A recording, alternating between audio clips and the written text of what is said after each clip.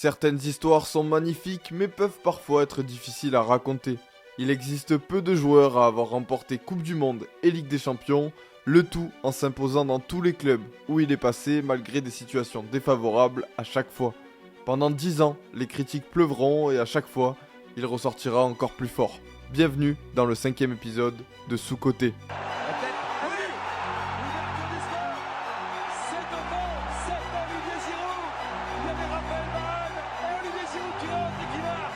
Olivier Giroud vient d'égaler le record de Thierry Henry. Qui aurait pu y croire sérieusement il y a 5 ou 6 ans?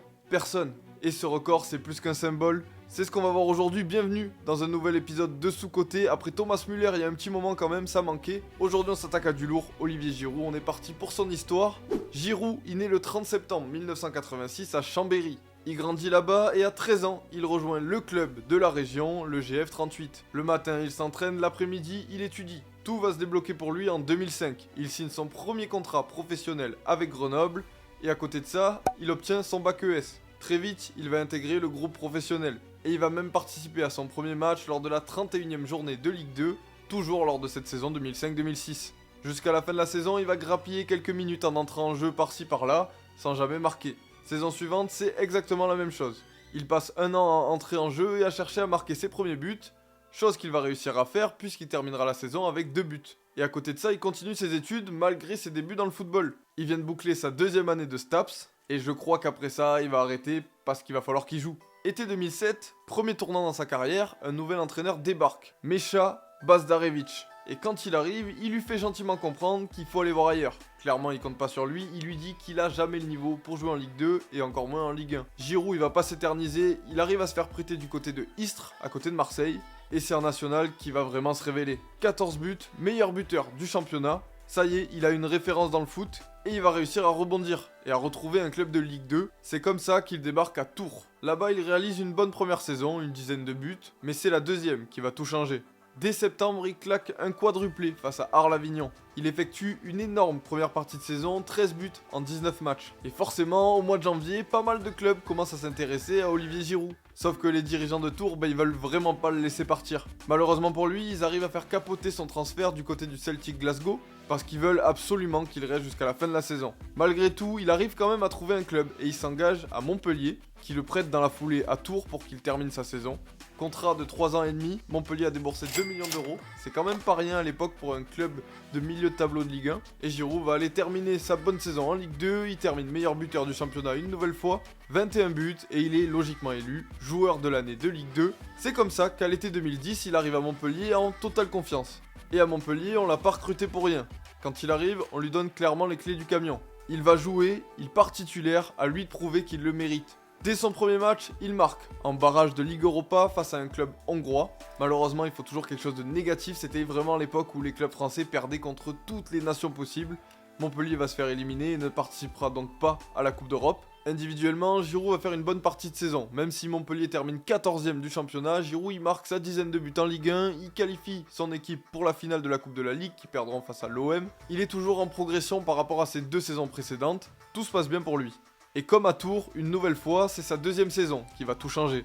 Triplé face à Dijon, triplé face à Sochaux, buteur face à Lyon, face à Marseille. Et puis vous connaissez l'histoire. Le PSG, champion d'automne avec Camboiré. Le Qatar arrive, rachète le club, vire Camboiré, place Ancelotti. Et c'est Montpellier qui va en profiter, puisqu'ils vont terminer champion de France. Giroud a donc atteint le sommet du football français lors de sa 2e saison dans l'élite seulement. Et puis il est de nouveau élu meilleur buteur du championnat, parce que sinon c'est pas drôle.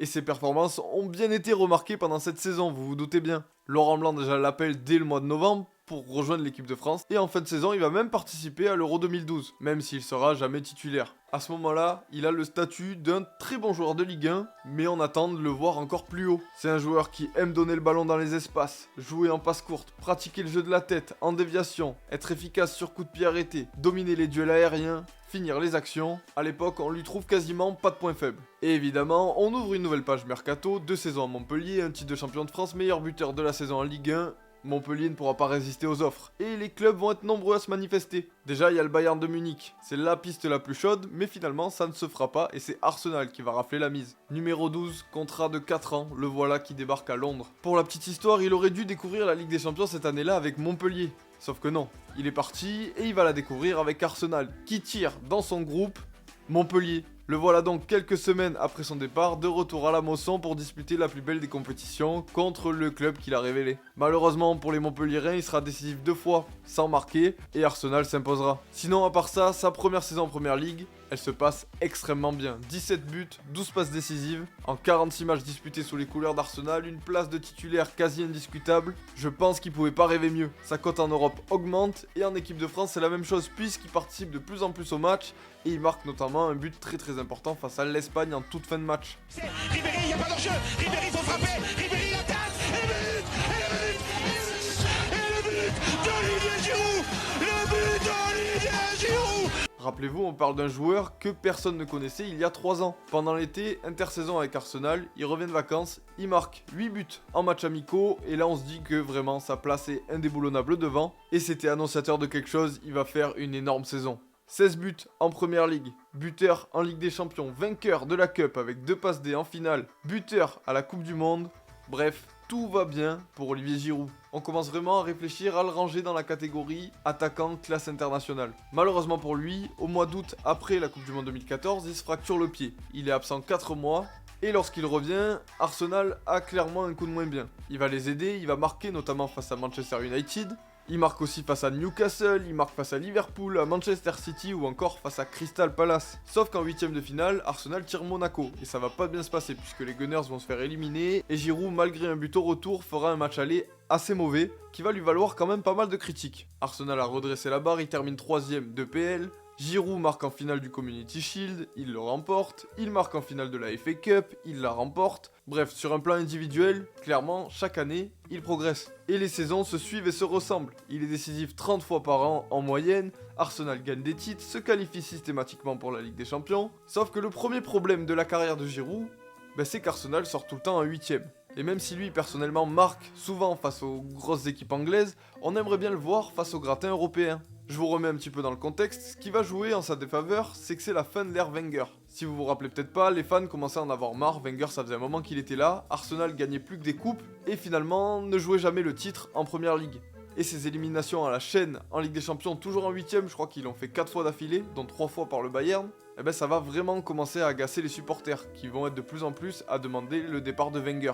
Sauf que Giroud, c'est un peu la tête d'affiche, justement, de ce dernier projet Wenger. Et le fait que les supporters en aient marre, ça va pas forcément l'aider dans sa progression pour aller encore plus haut. Ce que les supporters ne savent pas, évidemment, c'est qu'après le départ de Wenger, les années qui vont suivre seront très compliquées jusqu'à cette saison avec Arteta. Comme quoi, ce qu'il faisait, c'était pas forcément mauvais. C'est juste qu'il y avait mieux à côté. Bref, maintenant que vous connaissez le contexte avec Giroud qui est bon, Arsenal qui est plutôt moyen et sur un fil, on va pouvoir parler de l'événement qui va le plus bouleverser la carrière de Giroud. Et le pire, c'est qu'il n'y est pour rien.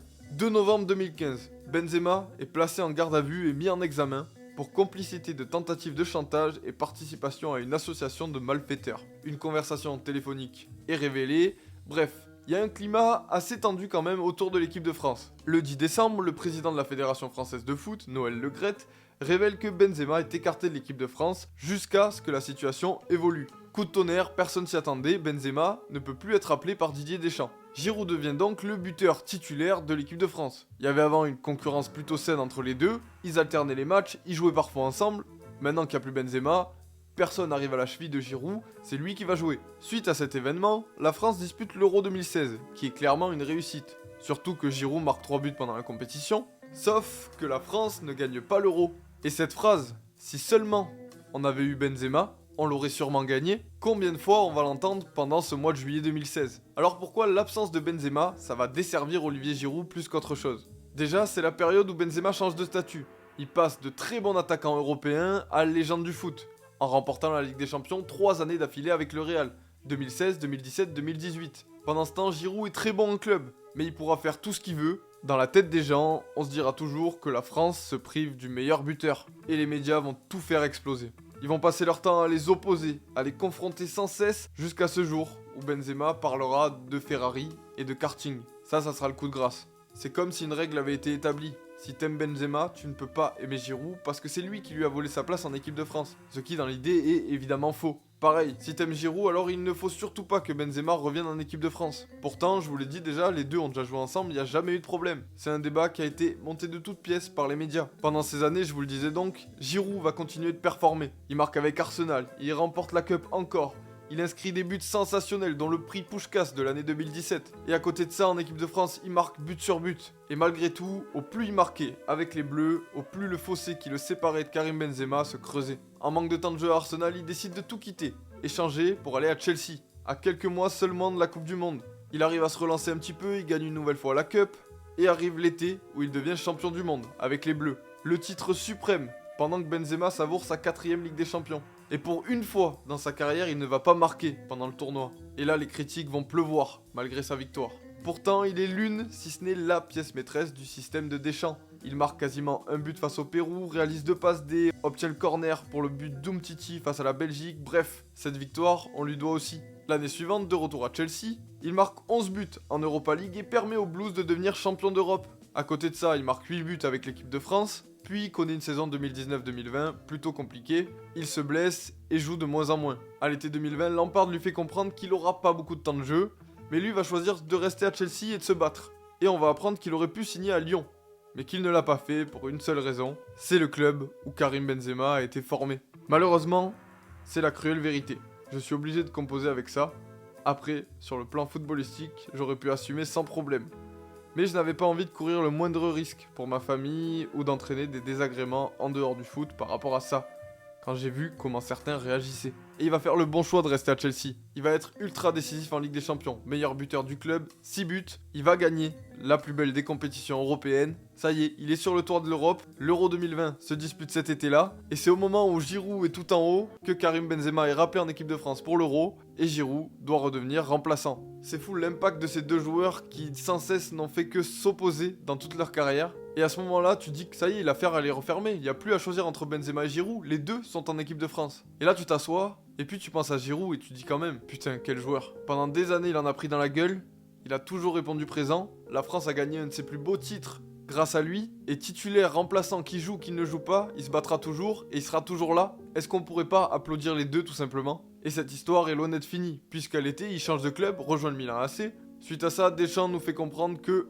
pour lui, gérer Benzema et Giroud, ça va être compliqué. Du coup, il remet un petit peu le débat sur la table, même si c'est rapidement éteint. Et on comprend juste que ça y est, peut-être que l'heure de Giroud est terminée. Il va peut-être faire une petite fin de carrière à Milan, mais il ne sera plus appelé en bleu. En plus, à côté de ça, il a quelques blessures, mais bon, il arrive quand même à se remettre de ses blessures, joue avec le Milan, et va renvoyer le grand Milan AC sur le toit du football italien, pour un titre qu'il convoitait depuis des années. Suite à ça, il va réaliser un excellent début de saison et il va réussir à convaincre Deschamps de le rappeler pour la Coupe du Monde. Coupe du Monde où il doit être remplaçant puisque Benzema, normalement, est le numéro 1 en équipe de France. Mais une nouvelle fois, le destin des deux meilleurs buteurs français va se croiser. Blessure de Benzema, Giroud titulaire et déjà 2 fois buteur à la Coupe du Monde. À vous d'imaginer la suite. Kylian Mbappé qui sent pour la tête de Giroud. Et le voilà, 71e minute, le 51e but en équipe de France pour Olivier Giroud, doublé ce soir.